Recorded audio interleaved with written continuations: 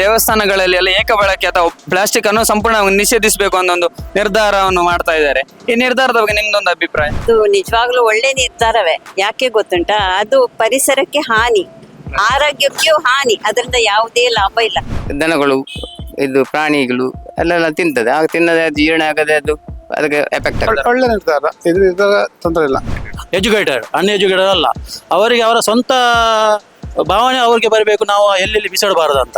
ಧಾರ್ಮಿಕ ಕಾರ್ಯಕ್ರಮದಲ್ಲಿ ಎಲ್ಲ ಇದೇ ಬರ್ತಾ ಉಂಟು ಹೆಚ್ಚಾಗಿ. ಯಾರು ಪ್ಲಾಸ್ಟಿಕ್ ಯಾರು ಯೂಸ್ ಮಾಡುದಿಲ್ಲ ಹೆಚ್ಚಾಗಿ.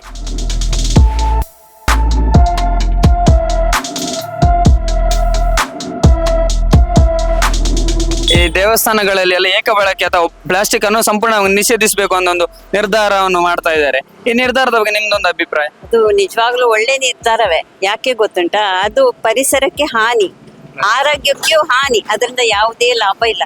ಅದರ ಬದಲು ನಾವು ಈ ನಮ್ಮ ಬಟ್ಟೆದು ಬ್ಯಾಗ್ ಅನ್ನು ಯೂಸ್ ಮಾಡಬಹುದು.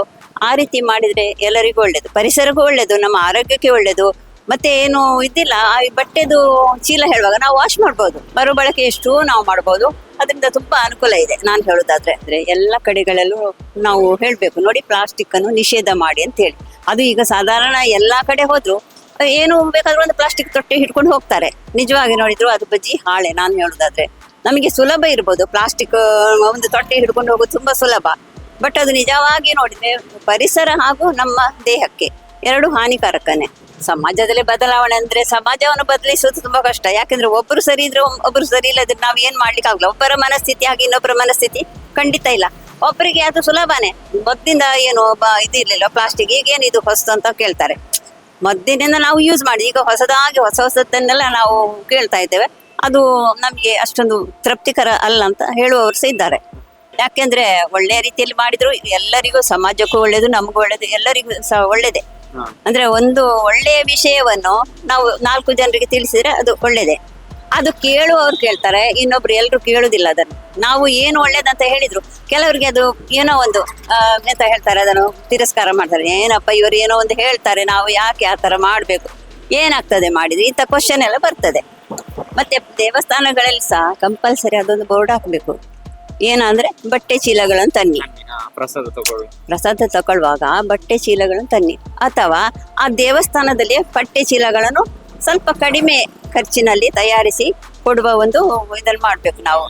ಉತ್ತಮ ನಿರ್ಧಾರ ಅದು. ಯಾಕೆಂದ್ರೆ ಅಂದ್ರೆ ಎಲ್ಲರಿಗೂ ಒಳ್ಳೇದಾಗುವಾಗ ಇದು ಮಾಡ್ಬೇಕು. ಫೋರ್ಸಿಬಲ್ ಮಾಡಿದ್ರೆ ಒಬ್ರು ಕೇಳುದಿಲ್ಲ. ಬಟ್ ಅದರ ಬದಲು ನಾವು ದೇವಸ್ಥಾನದಲ್ಲಿ ಹೇಳ್ಬೇಕು. ಅದನ್ನು ಬಳಸುವವರು ಕರೆಕ್ಟ್ ಅದರಲ್ಲಿ ಬಳಸಬೇಕು. ಯಾಕಂದ್ರೆ ನಾವು ಎಲ್ಲ ಯೂಸ್ ಮಾಡಿದ ನಂತರ ಅದಕ್ಕೆ ಎಲ್ಲಿ ಡಸ್ಟ್ಬಿನ್ ಉಂಟು ಅದಕ್ಕೆ ಹಾಕಬೇಕು. ಎಲ್ಲಿ ಬಿಸಾಡೋದು ಅದೆಲ್ಲ ತಪ್ಪು. ಮತ್ತು ಪೇಪರ್ ಕೂಡ ಹಾಗೆ, ಈಗ ಪೇಪರ್ ಬರ್ತದೆ ಅಂದರೆ ಪೇಪರ್ ಕೂಡ ಹಾಗೆ ನಾವು ನಮ್ಮದು ಯೂಸ್ ಆದ ನಂತರ ಅದನ್ನು ಅದು ಡಸ್ಟ್ಬಿನ್ಗೆ ಹಾಕಬೇಕು. ಒಟ್ಟು ಎಲ್ಲಿ ಬಿಸಾಡಬಾರ್ದು ಇಲ್ಲಿ ಅಂತ ಎಲ್ಲ ಓದ್ತಿದ್ದಾರೆ. ಅಂದರೆ ಎಜುಕೇಟೆಡ್ ಅನ್ಎಜುಕೇಟೆಡ್ ಅಲ್ಲ, ಅವರಿಗೆ ಅವರ ಸ್ವಂತ ಭಾವನೆ ಅವ್ರಿಗೆ ಬರಬೇಕು, ನಾವು ಎಲ್ಲೆಲ್ಲಿ ಬಿಸಾಡಬಾರ್ದು ಅಂತ.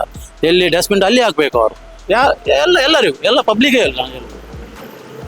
ಯಾಕೋಸ್ಕರ ಇಂತ ಈಗ ಎಲ್ಲ ನೋಡ್ರು ಕಸ ಅಲ್ಲಲ್ಲಿ ದೇವಸ್ಥಾನಗಳಲ್ಲಾಗ್ಲಿ ನಾವು ಡಸ್ಟ್ಬಿನ್ ಇದ್ರೂ ಕೂಡ ಡಸ್ಟ್ಬಿನ್ ಬಿಟ್ಟು ಬೇರೆಲ್ಲ ಕಡೆ ಕಸ ಇರ್ತದೆ. ಇದರ ಬಗ್ಗೆ ಏನ್ ಹೇಳ್ತೀರಿ ಸರ್? ಇದು ಅದೇ ಈಗ ಇದೆಲ್ಲ ನಮ್ಮ ಇದು ಮನುಷ್ಯರೇ ಮಾಡೋದಲ್ಲ.